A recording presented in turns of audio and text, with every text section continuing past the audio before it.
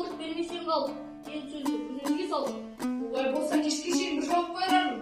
Жауап айтпайтын күн болса Аттоның амандығында елді тапқандай теріс болмас. Ер ебелек емес, ер көбелек емес, дат тапсы. Өй, өзің жөніңді айтшы. Аттың кім? Атым Қазбек, әкем Келдебек, халқым қазақ, руым Қаракесек. Даусың қасындай қаңқылдап тұр екен. Ал датыңды айтшы. Біз қазақ деген мал батқан елміз, ешкіммен соқтықпай жай жатқан елміз. Еліміз құт береке қашпасын деп, жеріміз шетін жау баспасын деп, жайдасына жылқының қылын таққан елміз. Дұшпан басынбаған елміз, басымыздан сөз асырмаған елміз, досымызды сақтай білген елміз, дәм тұзын ақтай білген елміз. Бірақ асқақтаған хан болса, хан ордасына таптай білген елміз.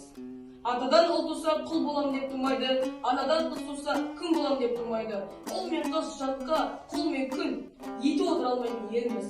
Сен темір болсаң, біз көмірміз, еріп келе келгенбіз. Қазақ тамақ баласын теріп келе келгенбіз. Танысуға жат елге танысуға келгенбіз. Танысуға көнбесең, шалққалы келгенбіз.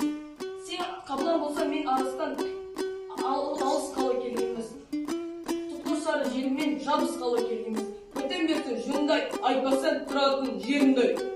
Мына қазақтарды қонақ үйге апарып қонақ қылыңдар. Бұл жоқта болған сонша неге сескенбек садим. Сендер білген жоқсыңдар.